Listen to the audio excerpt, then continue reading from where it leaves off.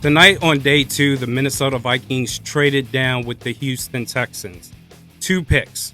Pick 97 to 102, that's down 5 spots, as well as pick 187, up 45 spots from 187 to 142. So they go from 97 and 187 with the Houston Texans to 102 and 142. And at pick 102, at the end of the third round, the Minnesota Vikings select Ty Felton, wide receiver from the University of Maryland, 6'2", just had over 1,100 yards for the Terps in 2024. He's 6'2". Jefferson, he's 6'1". Addison, 5'11".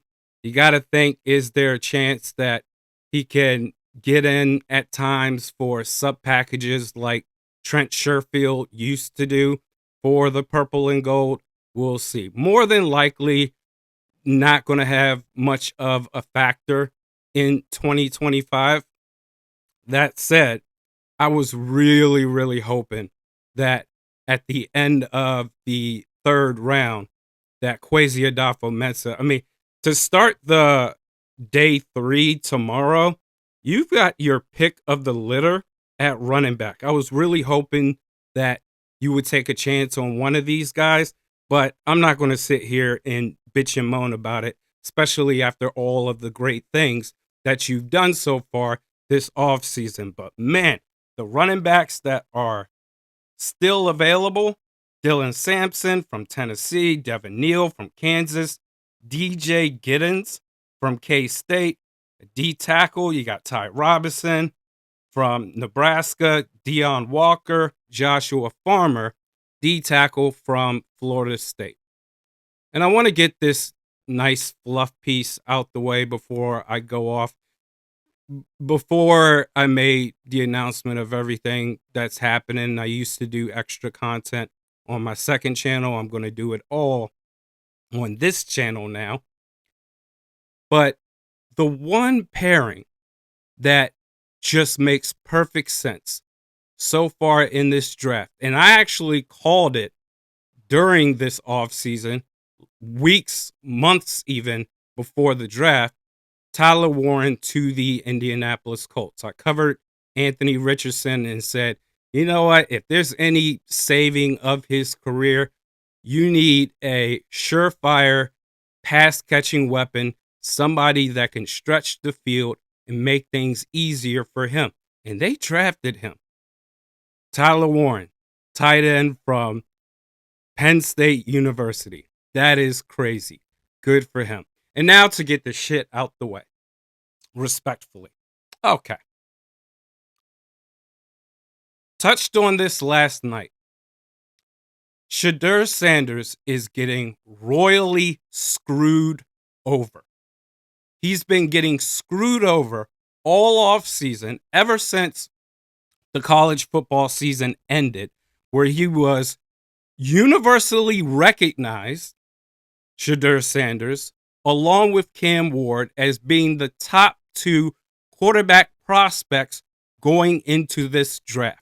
And then all of a sudden, we get these rip pieces. We get everyone looking for reasons. And when I say everyone, I'm talking about these talking heads, these major networks that are looking for every reason to tear this man down. This was one of the best quarterbacks in college football. You cannot say anything about his game to take him off and say, actually, this is why he's not that good. In fact, I will do you a solid. Say you want to bring down Shedeur Sanders. He's not that good of a quarterback. Okay, fine. I'll even give you that. I won't even argue against that. And that goes to the talking heads as well, not just the fans. Shedeur Sanders, he ain't ish. Let me ask you something, respectfully. And I only ask this question respectfully about your name, not you as an individual, but you as a football player. Who in the motherfuck is Tyler Schaff? You didn't even know who he was before tonight. Tyler Schaff, as embarrassing as it was for him to get selected, he's a quarterback, by the way, that no one knew about until tonight. Tyler Schaff, as embarrassing as it was for ESPN's media to react to why he got selected ahead of Shedeur Sanders, part of the reason, and I wish I were lying about this, but I promise you I'm not, is because he has multiple degrees. He has college degrees. Shedeur Sanders plays great football, one of the best football players in the country, Tyler effing Schaff. Boy, he solved those biology questions at a high clip, didn't he? What about him throwing the football? Does he do that better than Shedeur? Of course not. And then for the media to do this all off season long for the NFL network that's been covering this draft to then tuck your tail between your legs because Rich Eisen finally had enough.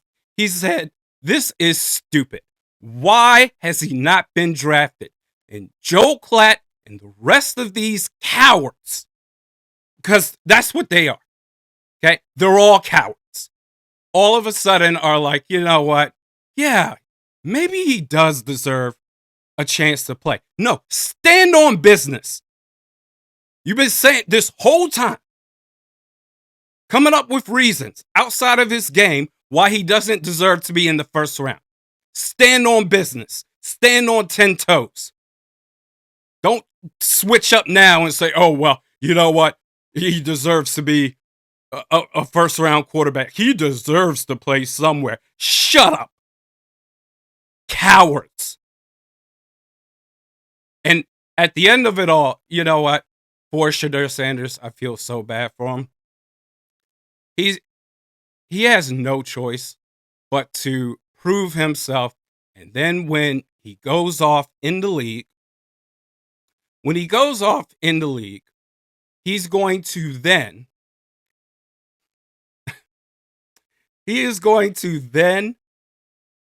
have to, or at least he's not going to.